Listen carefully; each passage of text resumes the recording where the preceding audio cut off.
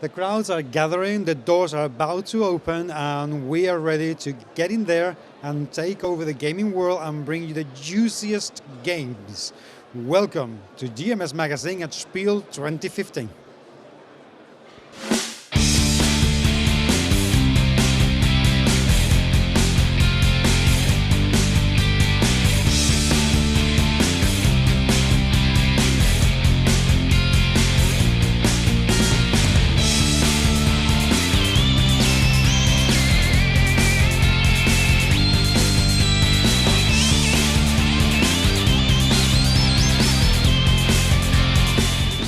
This year at Spiel, I have pretty much ignored any big company because they tend to get a lot of coverage, and I have wanted to concentrate on the small companies. However, I always come to visit Iello because, as well as having some amazing games, they are some terrific people and I like them very much. I cannot resist to come and say hello to Mattheiu. Hello again, sir. How are you doing? Fine, thanks. It's Sunday, listeners, viewers, this is the last day of the convention, and that man is still smiling. Just so you know, that is a mega fit, because by now, you should be exhausted. I am. Maybe it's just exhaustion make me smile. You know, it's just I had like something like 35 appointments so far. Not bad. But you know, you're hanging there. Yeah. I'm happy with my job, so I'm happy to be here. Right. I popped by the first day of the convention, and as I was going by your stand, I had to do this because some of the games were really flying off the shelves, and some of them I already know that you have completely run out of, which is quite amazing. So please tell me about some of the games that have done really well, that have been very interesting, and that people will be interested to find out about. Our main highlights was Big Book of Madness, that I'll show you in a little bit, and we had a lot of smaller games, and one of them is Welcome to the Dungeon. Okay, Welcome to the Dungeon is part of our mini games series that we started in France, and this was the fourth game of this series in French. And it's the first game that we have the rights to publish in English as well. And we're really happy about this because it's really an awesome game. It's original, it's fun. Let me explain it to you, okay? So in this game, we're going to play a hero that is just about to enter a dungeon, okay? And when I say a hero, it's really one hero. There's only one hero in the game, and we are playing to know which one of us will be this hero, and will enter the dungeon. There are 4 heroes in the box. You play only with one in each round. On your turn, what you do is secretly look at one of the monster cards. Okay, they are numbered from 1 to 9, and you choose if you want to add it to the dungeon.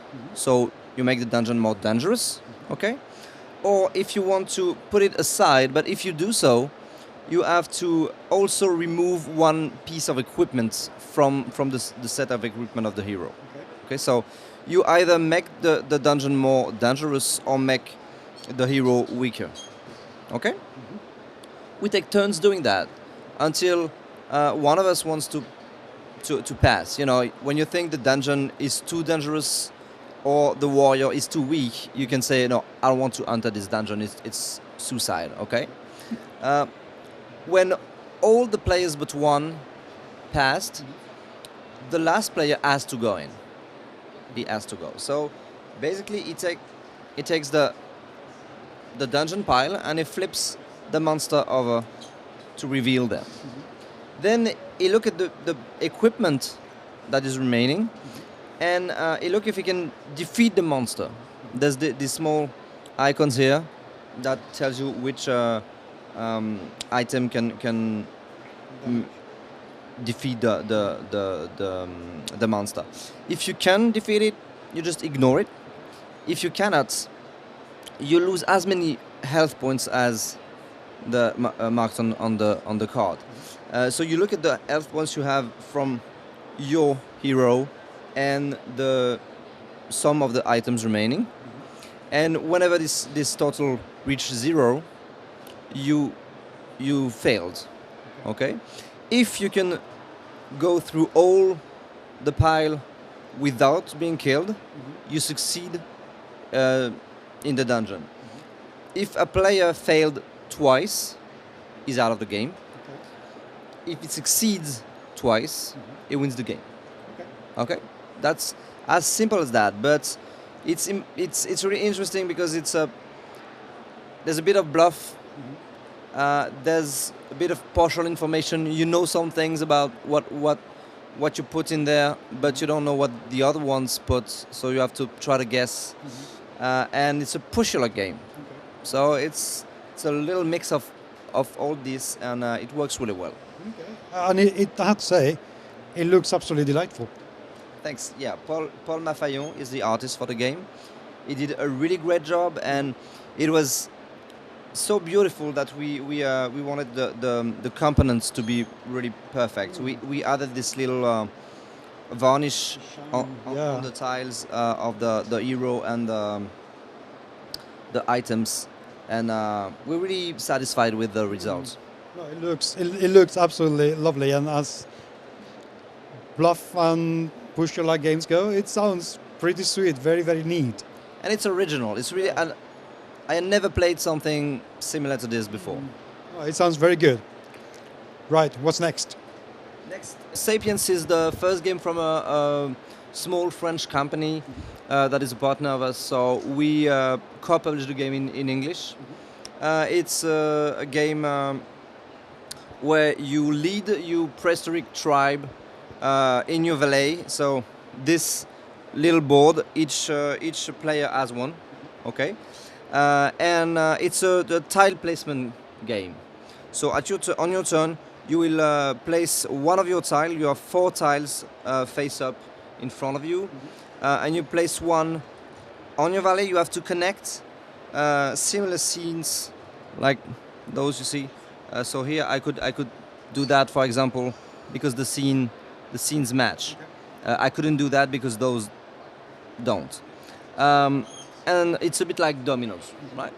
When you do so, you get foot points from the square you're connecting on, and you get to trigger the action of the matching scenes. Okay, so it can be small bonuses, like here, for example, the gathering. It allows you to get more food.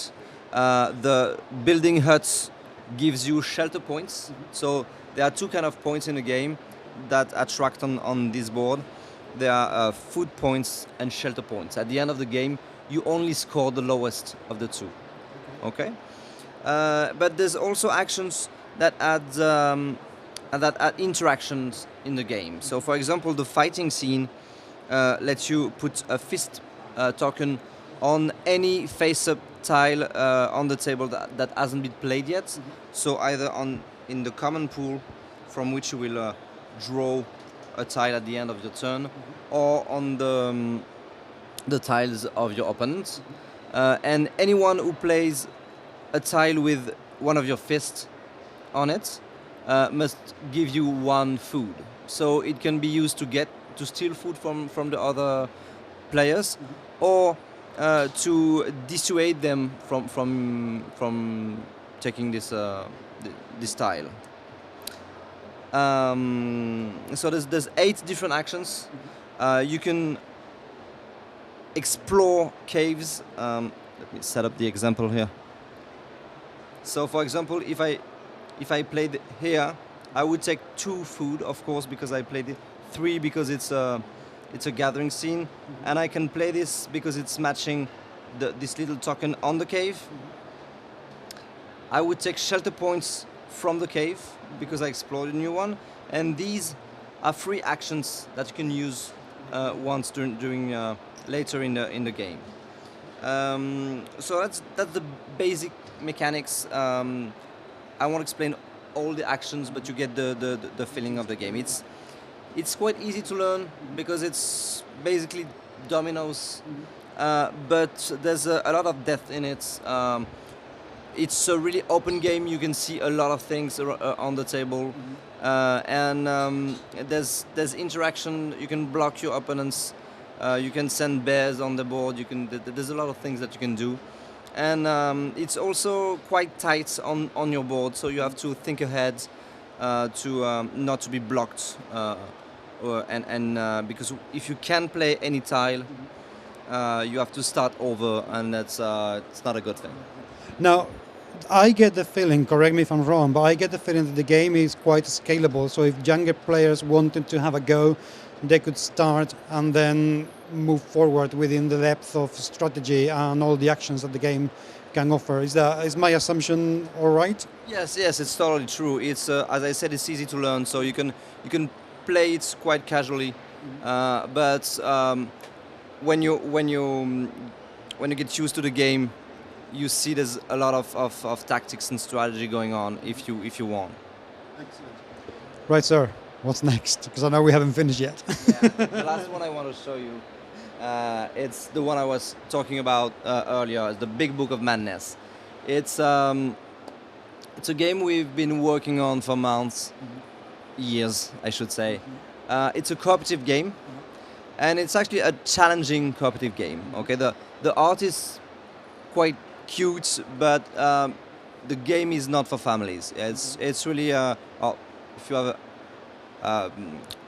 grown-up kids, you can play with the family, but it's not for It's not for children. Yeah, it's not even for casual gamers, I would say. It's think like Ghost Stories. You think? Oh, okay, yeah, You know, yeah. The game is can be really hard on yourself.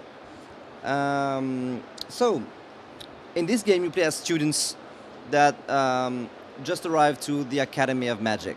Okay, and you're a bit bored because you thought that you were going to learn really powerful spells, but what you are actually doing is just reading books. Okay, so it's quite frustrating. So why not you sneak in the library and you open this book that you know is here, but you know it's forbidden. You think there's a great power in it, but it's actually a prison where monsters have been trapped. The book is actually those cards, okay? And during the game you will flip the page of the book, revealing monsters and trying to defeat them, okay? You don't have to defeat all the monsters, but if you want to win a game, you will have to survive until the next page and defeat the last monster, the sixth monster, okay? So before the game you form the book with 6 different monsters out of 17 in the box, okay? So there's a random setup. And the game will be played in 6 rounds, 1 for each monster. Each round has 5 turns, okay? And whenever a monster appears, let's say that, there's a negative effect, and you place curses here, curse cards. The curses are both the health of the monster. You have to destroy all the cards before the end of the round in order to defeat the monster, and they're also the attacks of the monster. Whenever you begin a turn with a curse card that has not already been destroyed on it, you suffer the effects of the curse. Okay. So on your turn, you can play as many actions as you want, assuming you have the right cards for that. There's a bit of a deck building aspect to the game. Each player starts with his own character and a starting deck. In the deck you have elements cards, so you don't have actions in your hands. You have the mana, you have the fuel for your actions in your hand, and all the actions are on the table. The actions that you can perform with your element cards are, of course, destroying the curse cards, casting spells, acquiring new elements, learning new spells. There are 12 spells that you can learn in each game out of 36 in the box, okay? And there's 8 different characters So there's a lot of replayability here. The spells, when you want to cast them, you pay the cost here, up to 3 times the cost actually, and you apply the effect. You can multiply the little 1 in a circle here up to 3 if you pay the cost. And the spells will allow you to draw more cards, to destroy some of the cards in your hands, to share cards with the other players, or to make the other players take actions during your turn. So you really have to think together to the order of the actions and the timing of the game, and you have to communicate a lot to know if what elements you're missing, if someone has them, if someone is able to share them with you, if you make them play, and so on. The last thing I'd like to talk about is the madness, because it's an important part of the game. The madness cards will get into your deck all along the game. It can be because when a monster appears, when you can defeat a monster, when a curse is triggered, for example.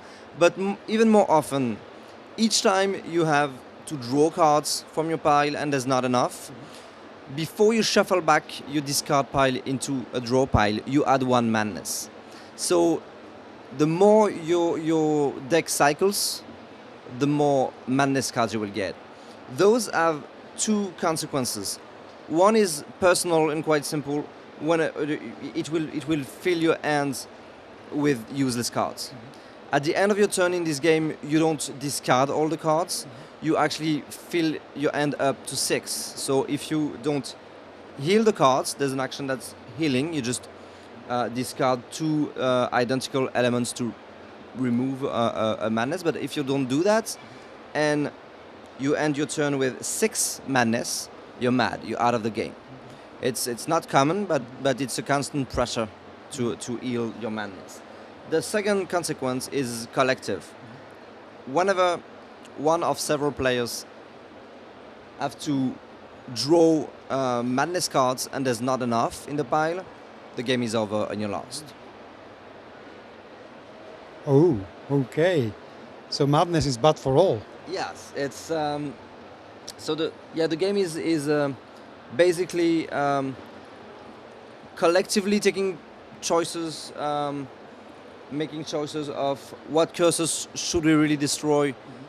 Can we defeat the monster to benefit from the bonus, or how is it more interesting to suffer the malice and stuff up with the cards we have, and trying to find the right moves and the right order of play to survive and to prepare yourselves the best way possible for the last monster.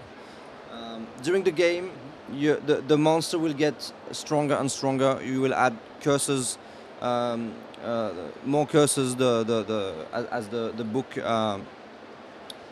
goes, and you will get stronger elements cards and also more powerful spells. So there's a really a nice curve, a nice growing tension in a game until you are defeated or you succeed. Now, does every character have its own special abilities? Yes, there's one small ability for each character, and each of the 8 characters has a different starting deck. With some are really specialized and have a lot of cards of the same elements, and other have a more balanced starting deck, and it changes quite a lot the way you play. Now, do the characters match to develop strategies with different spells? So can a character maximize its efficiency by using a specific type of spells, or are the spells all very balanced with each other? Each school of magic, so each element has its own typical effect. For example, earth allows you to draw cards. Fire will help you destroy cards from your deck. Water will help you share cards with the others, and air will allow you to have other players take actions during your turn. So you can have spells of a little bit of spells from all those, but if you do so, your deck has to be balanced, and you have less chance to have a lot of elements in your hand of the same elements to cast more powerful spells and more powerfully. So you really have to choose between that or going. Maybe the best thing is to specialize in one or two elements, maybe two, because one, if you only have fire spells, well, you can destroy a lot of cards in your deck, but you cannot interact as much with the other players and share the cards with them. So, yeah, there's several strategies you can have. So it's a good way to stop the runaway player of one of the players getting hyper powerful and running the game, because it can happen with a lot of cooperative games. The one player understands the game very well, knows how to use the spells, and basically that player is running. But that mechanism stops that. There's really no way that one player can win the game alone, because, for example, in a 4-player games, he will only play one every 4 turns. And the book and the monster will play at each turn. So, of course, there's a lot of talking, but you can't show your cards to other players. So you still have to ask for the elements you need and try to think of the best strategy together. There's also a lot of things going on with the different spells you have in front of you, the different spells that are available, your little ability, the cards you have in your deck, in your hand. So I don't think one player can efficiently, tell all the other players what to do. You can try, but I'm not sure it's the best. It certainly sounds like, although the look of the game is quite whimsical, it's quite fun, but there is a lot of game packed in there, and quite a serious one at that. Yes. We wanted. We like that the heart gives you, the you really want to play the game when you see the art, because it's attractive, and we just thought that it's not because the game is challenging that the art has to be bland. Yeah. So that's why we asked Naya to play to work on the game, and we're quite happy with the result, but it's also true that we have to warn the players that the game may not be what it seems at first when you look at the cover. It's not a family game. Fair enough indeed. Of course, as you were mentioning, that's already sold out here at Essen, but I presume that all these games are going to be on distribution if people are interested in them after the show.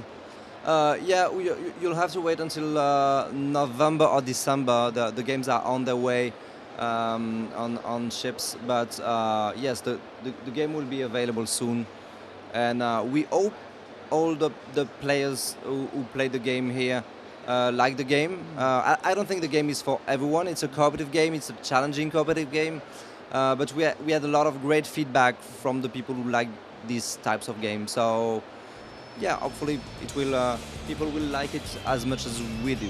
Fingers crossed indeed. And now that's your Christmas sorted. You have no excuses, because by December the games will be out there. And now you know why I keep coming back to Iello every single year, and why I will come back again next year. Mattheiu, thank you very much indeed, sir. It's been an absolute pleasure. You're welcome, and you'll be welcome next year.